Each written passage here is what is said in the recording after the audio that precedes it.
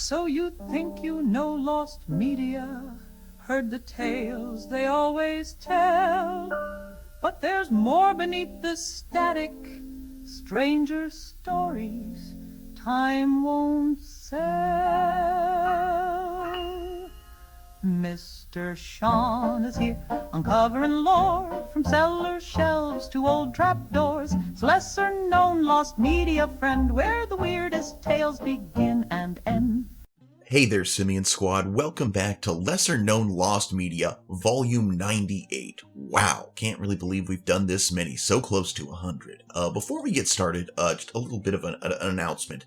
Guys, I love it when you comment on the videos, and I would love you to keep doing so. But recently, a longtime viewer basically got themselves banned from making comments. We'd actually covered one of the pieces that they asked for on this channel previously, but they got very hostile, feeling that I did not cover it enough, which it got one entry. And, that's, unless there's an update, that's really all any entry gets on this channel. But they were spam messaging, actually said they hate me because I don't appreciate the piece of lost media that they were posting, which I did. I was very thankful. I thanked them when I covered it. But, guys, be respectful. That's all I ask. So anyway, back to the channel. Guys, this is volume 98. Wow. If it's your first time here, what we do is I cover pieces of lost media that you just don't hear about on the rest of YouTube all that often. And then, we take a brief break after doing 4 normal, family-friendly, safe-for-work pieces, followed by a 5th, spicier piece. And with that being said, let's begin. Our first piece today was suggested by viewer Fax Machine Real and is entitled Total Fruit Island, a lost internet object show from 2010. So Total Fruit Island was a Microsoft Paint and a PowerPoint object show created by the channel of the same name. It was made in December of 2010, which makes Fruit Island the second known object show in existence. Now, I had to look up what an object show was because I was not familiar, but essentially an object show is a cross between reality TV and inanimate objects. They're a genre of web animated cartoons starring a cast of living inanimate objects. So that was news to me. I enjoyed looking that up. Now, apparently for a long time, it was thought the show Inanimate Insanity was the second ever object show, but actually it was third after this one, Total Fruit Island. Now, they had a few episodes until the Total Fruit Island channel was deleted, and since the show was very obscure, none of the episodes have survived. Now, we do know that there were at least 2 episodes, but there are rumored to be a 3rd and 4th episode. Now, the premise of this show is a tomato brings an unknown number of fruits to compete for an unknown prize. That is all we really know, except for there are a couple characters we know, because apparently the characters of this series were based on the British web show Fruity Cuties. Supposedly there was a tomato as the host. There was also mandarin, orange, starfruit, avocado, watermelon, dragon fruit, apple, red apple, bad apple, green apple, banana, the cherry twins, a blueberry, a pear, an Asian pear, and a parsnip. Now, apparently, the channel was taken down around 2016 or 2017 and has since passed into obscurity, but people who remember it have been searching for it ever since. Now, apparently, the channel went active again in January of 2022, but it has since been taken back down. Also, there was another channel that claimed to be the creator of Total Fruit Island and was going to re-upload the episodes, but then that channel just turned into a Bitcoin scam. So there's not a lot to go on here, and in fact, there doesn't seem to have been any real advancements in the case since 2022, but for whatever reason, the person who made this, they took it down, and people have been wanting to find it ever since. It goes to show you, if there's something you love on the internet, archive it. Thank you so much, Fax Machine, for, suggesting this one. It actually took a lot of research on this one. This one doesn't even have an entry on the Lost Media Wiki, so I had to go to other sources, and it's definitely interesting. I learned a lot. Thank you so much for sharing this one with us. At number 2, we have Kzo Imperion, a partially found underground film from 2007. Now, Kzo Imperion is a 2007 film from underground filmmaker Justin Fornal, who is most well known for his works as his alter ego, Baron Ambrosia. and it was allegedly shot over a decade. The film, which borrows characters from the G.I. Joe universe, is set in a futuristic dystopia where AIDS runs rampant, and as a result, sex has been outlawed. With a runtime of 2 hours and 20 minutes, the film is particularly notorious for its concluding scene, in which a choreographed fight was shot illegally atop the Brooklyn Bridge's Manhattan Tower, which put Fornal in jail on top of being issued a $160 fine. So, what do we know about this? Well, Kzo Imperion premiered in June of 2007 in Monrovia, Liberia to mass praise, allegedly even going so far as to inspire a Kzo street gang, and was screened in the US for the first time the following year. In a once-abandoned underground ballroom/cinema that was previously restored by Fornal and subsequently dubbed the Mastaba to Megiddo. Getting there required roughly 40 minutes of traveling through underground passageways, some of which were filled with waist-deep water. That's nuts. So what's available, though? At least one person has claimed to have contacted Fornal to try and secure a copy of the film. Upon making the request, they were informed that if they were to complete a series of tasks, namely involving spray painting the Kzo Imperion logo on a total of 20 items in their city, including a police car, they would be provided with a uniquely watermarked copy of the film. However, they were also given a stern warning that there would be serious consequences if their copy were to ever find its way online. Despite this, copies have allegedly been up for sale via private online collectors groups, fetching upwards of $500, though this has never actually been proven to be true and at this point is merely a rumor. Despite this, a total of roughly 45 minutes of related footage, including both direct excerpts from the film along with trailers, have found their way online via both the film's bizarre official website, which is now defunct though still accessible via the Wayback Machine, and Fornal's Baron Ambrosia YouTube channel. But the full film has yet to be released. This one's definitely cool to me because I loved the G.I. Joe as a kid. G.I. Joe was made a little bit before my time. I'm pretty sure it was made in the 80s, though the toys were still coming out. And the show was pretty cool. But, there were two big toy lines of action figures in my early childhood.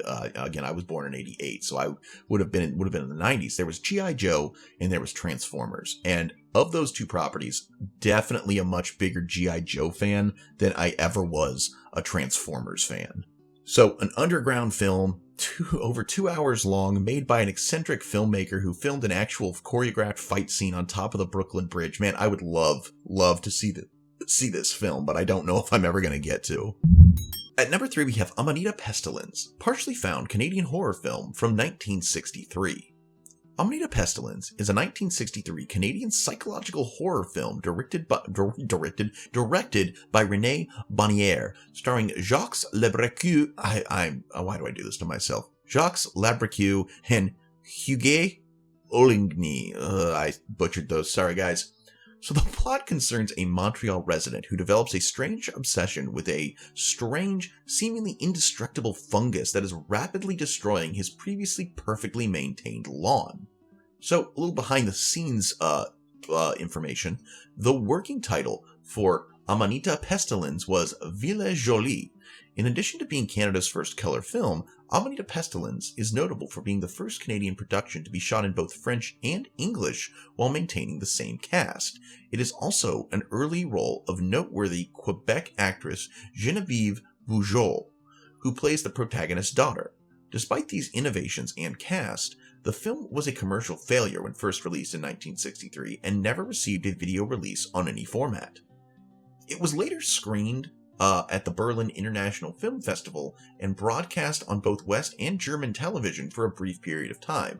Afterwards, the film fell into obscurity and only occasionally resurfaces for screenings. Its only known televised appearance was on the MoviePix channel on May 10th of 1998. Currently, Amanita Pestilence is available for rental on VHS at the Library and Archives of Canada in Ottawa, Ontario. According to a 2017 Letterboxd review of the movie, the VHS is deteriorated and looks like it was made in the 80s. On March 28th of 2024, YouTube user Green Halo posted 24 minutes of footage from the film. It's currently unclear, though, where he obtained it. And the most recent piece of information about this film, on October 6th of 2024, a collection of 27 production stills, some of which include brief snippets or plot details, were uploaded to the Internet Archive. And then on December 28th of 2024, a complete copy of the French language script was also uploaded to the Internet Archive. Now again, ones like this are interesting to me, not so much because of the content of the film. I mean, it's a mushroom-based horror film. We've seen fungus-related horror before, but it's the idea, one, kind of an innovative concept. One of the things that baffles us Americans is the fact that the people in Canada just speak two languages naturally. It's French and English, but that's really cool that they filmed it in both. But the other thing is that this film is apparently available. Like, it exists. It's in a way that you can see it. You can obtain it, but it's not easy. And that's kind of one of the coolest things to me in lost media is not the pieces that are potentially gone forever, but the pieces that are available. We just need to go ahead and find a way to get them to the masses. Like that, those are the ones that fill me with hope. Those are the ones that fill me with excitement because it's something tangible. And I really like that. So, hopefully they find a better copy and they can, share it with the masses. And at number 4, we have Action Blast, which is a partially lost G4 infomercial series from 2006. So, Action Blast is an American infomercial variety television series produced by the toy company Hasbro and Tango Pix that aired exclusively on G4 between January 2nd and December 29th of 2006. The hour-long daily program was an attempt by Hasbro to secure television placement for their shows, as they had issues maintaining a consistent run on other broadcasters at the time. Now, Action Blast featured edited versions of Hasbro library content, with new hosted footage, promotional shots for Hasbro products called BAMs, plus shorts from Kaiju Big Battle and Dr. Physics. Due to the series being paid programming, the episodes were presented with no commercial breaks, and the only G4 channel identifications came at the half-hour mark due to company requirements. Consequently, many TV guides at the time listed the show's 8 a.m. slot under a generic infomercial/paid programming label. The weekday slots contained time-condensed versions of 2 different Hasbro shows in the 1-hour runtime, initially Beast Wars and Battle B Damon, but later adding G.I. Joe, A Real American Hero, G.I. Joe Sigma 6, and Transformers Cybertron, alongside the new live-action content. On the weekends, the 5 animated episodes were edited into 7-minute segments, and later were then distributed on Hasbro's website, which is now offline, known as Webisodes. The live-action segments were shot around the Providence, Rhode Island, Boston, Massachusetts area between January 2006 and January 2007. The series was hosted by Kaiju Big Battle's Jack Dorcas, or Loud Noxious, and an unknown actor as Beeve Wallace. Haley Thompson King played the role of Dr. Physics. The edited animation was done by Tango Pix. It's not known how many Action Blast episodes were produced, and the series has never been re-released after its run on G4. A promotional DVD was handed out at the 2006 San Diego Comic-Con, and in 2009, Hasbro would later attempt a more large-scale attempt to rectify their TV placement woes as the company entered into a joint venture with Discovery Communications to relaunch Discovery Kids as a new channel. The new channel debuted on October 10th, 2010 as The Hub. Now, what do we have from it though? Well, in 2020, the official YouTube channel for Kaiju Big Battle hosted a live stream where the company's Action Blast segments were broadcast. On February 13th of 2023, 8 full episodes were uploaded to the Internet Archive, which can still be watched. It is unknown how many episodes there are, and therefore it cannot be determined if this is fully found or not. God, guys, I miss G4 TV. It was such a cool channel for, freshly adult me. I discovered it when I was like 17 or 18, and we were really into it. I liked Filter with Diane Mizoda. My buddy liked Attack of the Show, I think it was called. But it was digital cable. It was such a wild west back then, and it was kind of like one of those things to fill the content. Anything goes. And, this sounds like one of those, reminds me of The Simpsons Super Amazing Fun Time Chocobot Action Hour, but, I know there's plenty of people who saw this. I don't remember Action Blast personally, but, it would be really cool if we could find it again. Alright guys, now before we get into that final spicy piece, I want to give you a few updates for the channel. So moving forward, we're going to be doing some stuff. We're going to be having some super thanks goals during the premieres. I recently found out that's a thing you can do, and each time what we're going to be trying to do is get at least 15 $2 super thanks to be offered each premiere, and every time we make that goal, I'm going to go ahead and do a custom miniature giveaway on once we've gotten that goal, and that's going to be a thing. So if we're getting that every episode, if we're getting 15 super thankses on the channel, then we're going to do we'll be doing up to 3 miniature giveaways a week, guys, which is really cool. So if you want to take part in that, make sure to check out the premieres of the videos that come out Mondays, Wednesdays, and Fridays. Also over on the Patreon, we're going to be doing a new tier. More on that, I'll let you guys know when it fully rolls out. But we're trying to grow the channel. We're trying to do make moves that are going to grow the channel. And thank you so much for being here with me. Make sure to tune in next week, because we're going to be announcing a giveaway in celebration of our upcoming 100th episode. And then you're going to be told how to enter the giveaway in next week's 99th episode of Lesser Known Lost Media. And then the winner is going to be announced on the 5th. On the 5th. Why did I even say that number? On the 100th episode, we're going to announce the winner. So be sure to tune in next week, and then be sure to tune in the week after that for our 100th episode.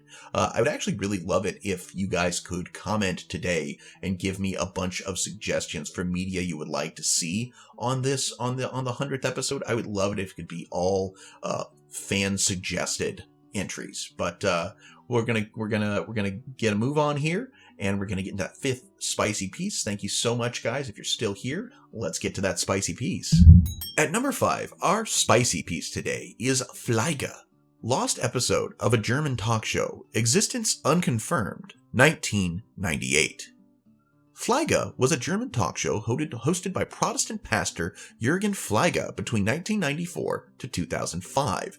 It was considered a controversial show in general due to Fliege's outspoken views on various topics, like religion and Germany's role in the Yugoslav wars. In more recent years, however, an alleged 1998 episode has gained a separate and very particular infamy among internet sleuths and lost media enthusiasts due to its supposed link to the so-called Teddy Bear Man case, which concerns a still unidentified man found dead in 1992 in Hardangervidda National Park in Norway. I'm pretty sure I got that wrong. So, the background of the Teddy Bear Man case. Well, on September 12, 1992, a group of hunters found human remains in Hardangervidda Park on a popular hiking destination just over 124 miles west of Oslo. The body carried no identification, and initially even the gender could not be determined, until DNA testing in 2022 confirmed he was a male between 22 to 27 years old. He was dressed and equipped for the outdoors, but not for serious hiking. Most notable among his possessions was a worn stuffed teddy bear. Provisions included bread, water, some money, and other items seemed to indicate he was a German national, and further was unfamiliar with Norway, having packed only a map of the country but extra water bottles despite the park water being known to locals as drinkable. The man's plight, alongside his poignant companion, captured the imagination of the Norwegian press, who dubbed him Teddybjørnmannen, Teddy Bear Man. Local authorities initially concluded that he was an underprepared German tourist who simply froze to death where he was found, that being 1,200 meters above sea level during a notably cold and rainy summer, even for the region. The timeline cannot be definitively confirmed, however, as several of the items found on or near the body can be dated back to 1991, including much of the currency he had on him. More recent estimates suggest his body had been in that spot for up to 2 years prior to discovery. Now, despite the intense interest in the case across 2 countries, the official investigation quickly stalled.